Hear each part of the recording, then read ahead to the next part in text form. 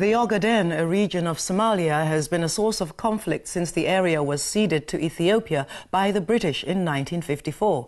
Somalia has twice unsuccessfully fought wars with Ethiopia to get it back. The Ethiopian government has banned aid agencies and journalists from accessing the region. And as we speak, there are reports of famine and genocide in the area. This week, Africa Today focuses on the Ogaden, asking, is the $7 billion of Western aid to Ethiopia helping to fuel genocide? The Prime Minister of Ethiopia, Meles Zenawi, has been accused of genocide in Ethiopia's Somali region, Ogaden. The region has been experiencing severe droughts with millions facing famine. Mr. Zenawi's government has barred most aid agencies from operating there. The International Red Cross also expressed its frustration after it was denied a license to do relief work in the region. Most of Ogaden's people are of the Somali ethnic group, and critics believe this is the reason for the region's isolation by the Ethiopian government. They also believe Western aid of about $7 billion a year has strengthened Mr. Zenawi's cause, while these allies have turned a blind eye on the alleged genocide. This week, Africa Today looks at the role the West is playing in funding the regime and whether the funds are fueling the genocide in Ogaden. Hello and a very warm welcome to Africa Today. I'm Vuiswang Obongwana, and this week we're zooming in on the Ogaden, a remote Somali region of Ethiopia. This is an oil-rich region where there are reports of famine and an ongoing genocide allegedly committed by a militia created by the Ethiopian government. Ethiopia, of course, is a friend of the West in its war on terror, but is the West, consciously or otherwise, funding a genocide against the Ogadeni? Here with me to share their extensive knowledge of the region and to help us answer that question are Mr. Negusi Gama, an Ethiopian exiled journalist, Richard Chutezo, a journalist and writer, and from Asmara on the telephone we're welcoming Mr. Thomas C. Mountain, an independent journalist. Thank you all so much for joining us on Africa Today. Thank you. If I could start with you, Thomas, there in Asmara on the phone. We mentioned in our introduction that there seems to be very little journalistic access to the area, and we understand you actually broke the story. Could you tell us what the situation is as we speak? Well, the United Nations Famine Early Warning System has said that due to drought, millions of Ethiopians in the Ogaden are facing starvation. Like you said, the International Committee for the Red Cross has said that they've been denied access to the region to provide food aid to these people for the fourth year in a row. Now, like you said, IMF has said that Ethiopia exports 1.7 billion and imports 8.7 billion. Is $7 billion in aid funding all of this. Now, they can't say they don't know because Gail Smith, the senior policy advisor to Barack Obama's White House, was writing about this as when she was head of the Enough Project in 2007, 2008. So they know about this. In a moment of desperation, I sent an email to the Los Angeles Times reporter in Addis Ababa and about this, and their response was, well, they can't cover it because of logistics and access problems. So they know about this. They're funding this. Right. And they're doing it.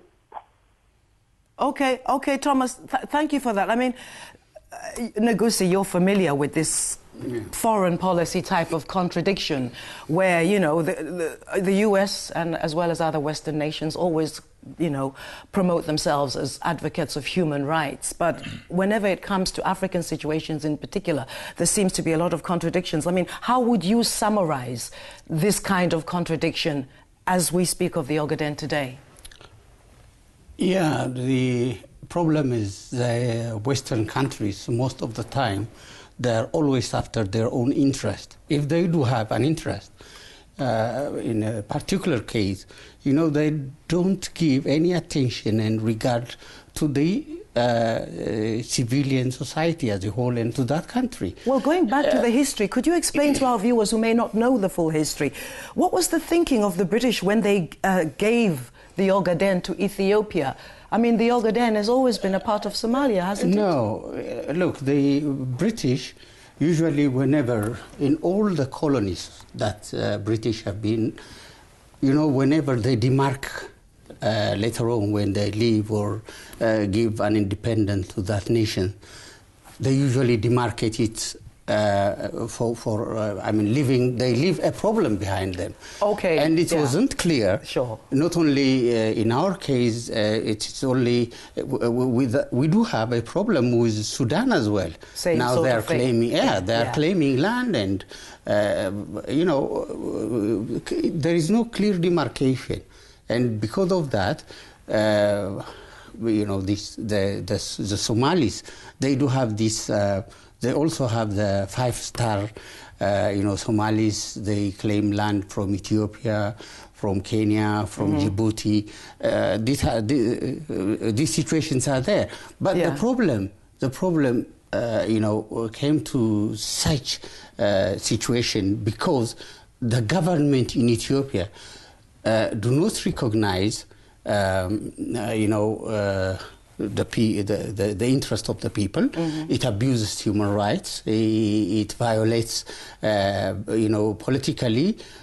The Somalis are suppressed, and this is actually a true fact towards all the Ethiopian areas. If you go to Afar, to Gambela, wherever. This is a pattern, a recurring pattern. A minority ethnic group is ruling the country, and it's getting the support of the West in order to go through all these atrocities. Okay, let's move on. I mean, if I could bring you in, Richard. Yes.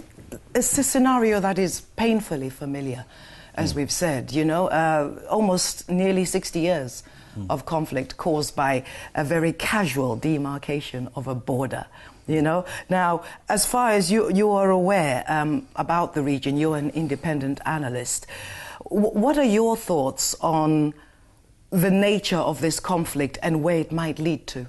What is the nature of this conflict from your perspective?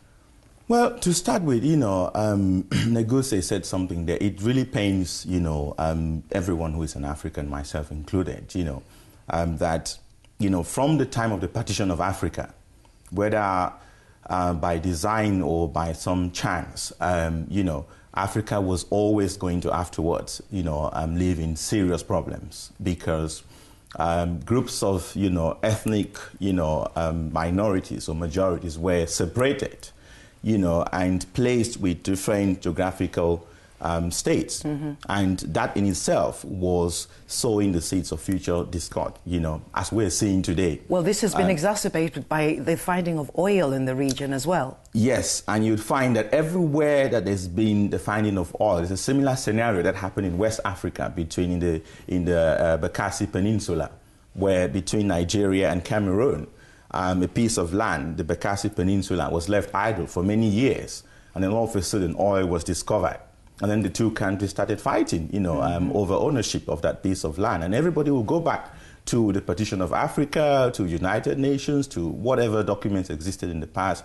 But the one thing I want to say is that I think, you know, as Africans, we got to sit back. We have to sit back and take stock of our past, our present, and then look at where we want to be in the future.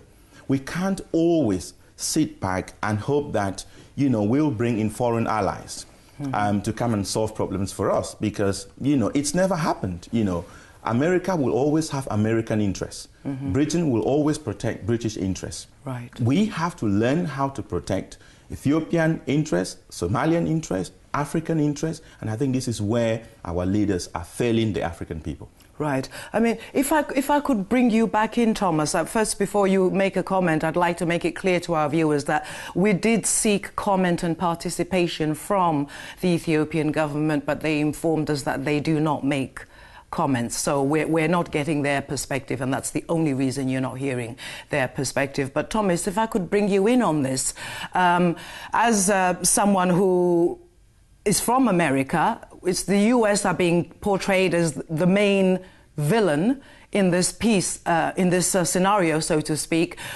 How do you feel about how they are dealing with the contradiction, or are they not dealing with the contradiction at this point in time?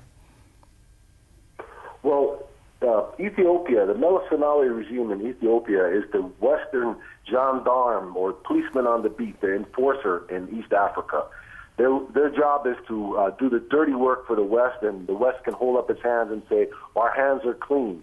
So, these crimes that are being committed in the Ogaden, there's an insurgency going on there. The West is very concerned, especially the United States, about the fact that the Meles Zenawi regime is increasingly shaky. They're widely hated by the people of the country. The $7 billion a year is the only thing keeping them in power. So, the West wants to keep Meles Zenawi in power because that's their enforcer. That's the guy that's doing their dirty work for them to keep control of East Africa. So this is what's really behind this genocide. There's an insurgency. The Ogaden National Liberation Front is fighting an insurgency against the Ethiopian government. I guess the policy is, if you can't catch the fish, drain the lake. I mean, that's why this genocide is happening, because the West is supporting it because it's keeping Meles Zenawi in power, and that's what they're desperate to keep